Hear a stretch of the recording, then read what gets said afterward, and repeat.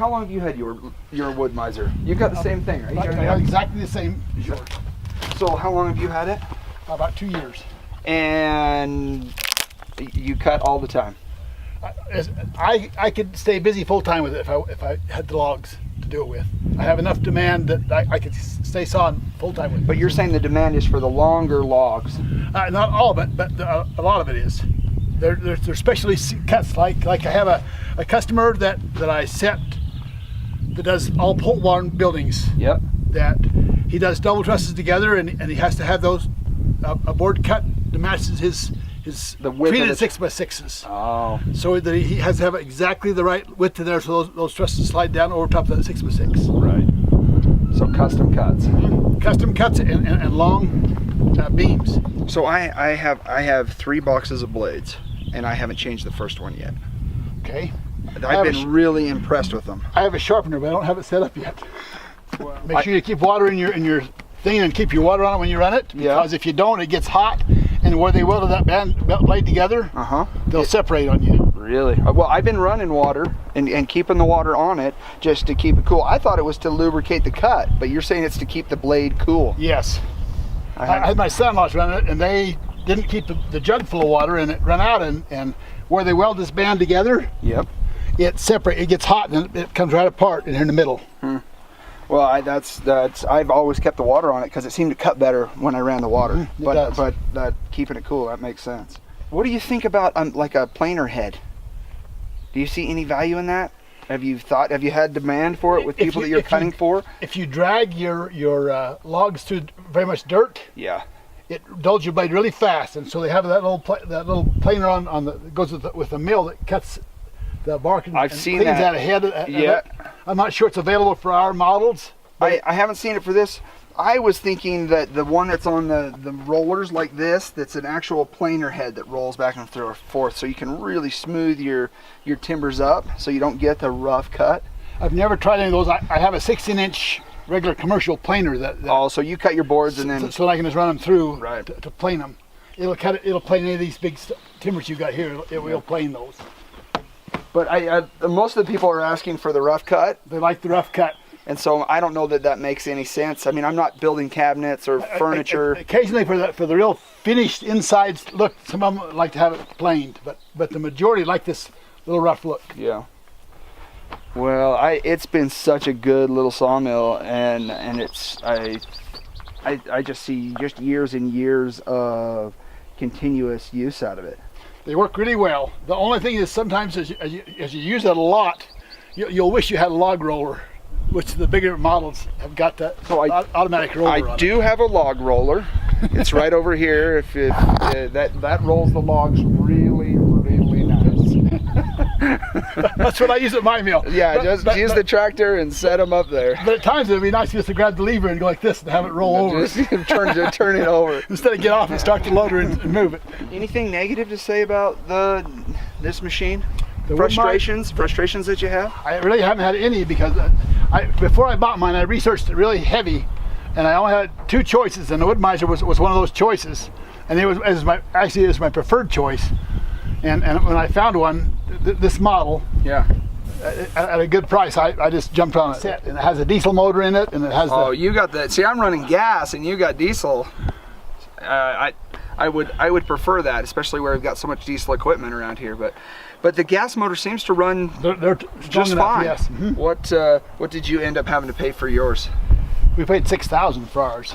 Yeah, that's our smoking deal for a diesel motor. We had to go clear in the upper end of Montana to get it, but it was really a smoking deal, and it has a 25-foot cut on it.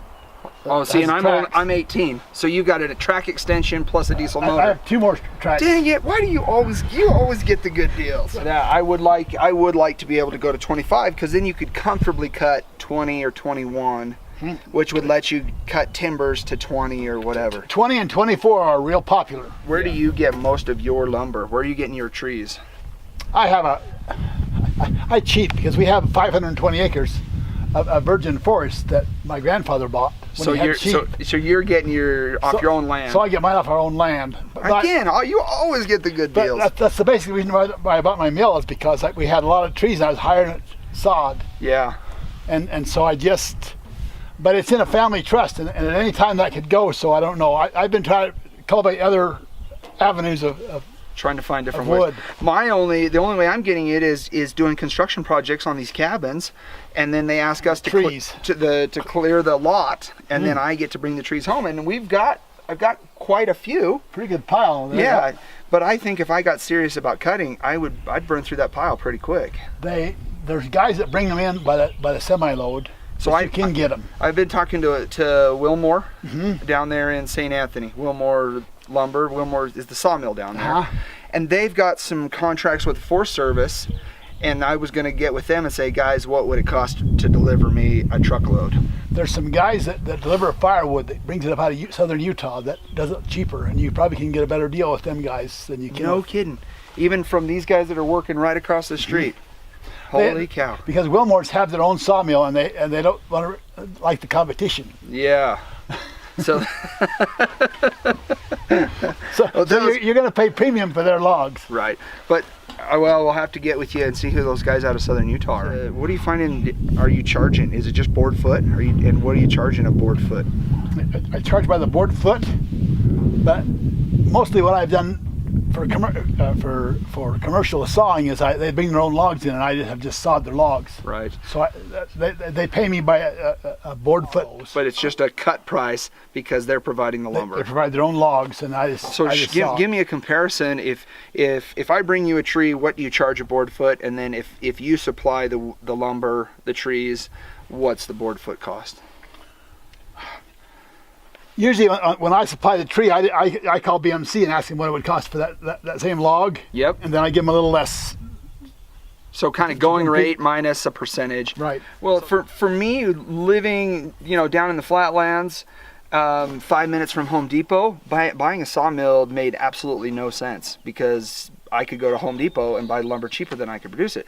But out here in this environment, having access to the trees and it being so far from another lumber source where I can get boards, this thing just keeps paying for itself over and over again, saving me the travel and the time, and giving me the convenience to make those custom cuts, like you said, for whatever I might need here on projects around the house. Also, you're going to see an increase in lumber prices because the President of the United States just got in a big fight with Canada over the embargo they put on milk, and so he put an embargo on their lumber, where we get the majority of our lumber comes out of Canada. Well, I've noticed it as I've been bidding houses and cabins for this summer that I had $12 a sheet for 4x8 half-inch OSB panels, and they're up around $15 now, and it's killing me. I'm having to go back to owners and say, I need to change my bid. Having that sawmill and being able to cut my own boards is making me a lot of money. More than anything,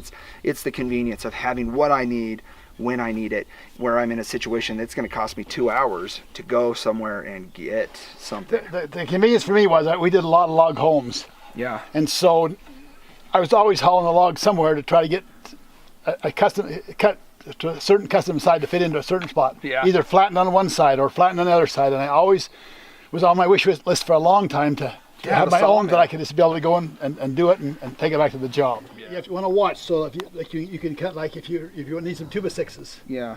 Then you can cut here and then bring this to 5.5 inches, and then cut your 5.5 inch pieces off by having and save this piece as a 3x12 or a 2x12.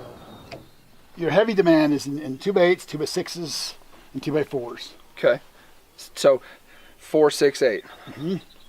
That's where that's why is it when you say, are we going full dimensional, like a full 2 inches, or we're actually dimensional lumber 1.5 by 3.5 inches? I cut them 1.5 by 3.5 and replace that a regular stud with my cut, because they're accurate enough that I don't have to plane them. I can still build. So slow down, be smooth. Well, I've been cutting everything to a full 2 inches by 4 inches, or 2 inches by full 6 inches, and my thought was that I could re-saw that or re-plane it to whatever. But if you need to, you can. But if you start you're only cutting a 1/2 inch off of here, then it's pretty easy to get it not flat. Yeah. So I think you just make a specific cut for the specific board that you need. And I found that it's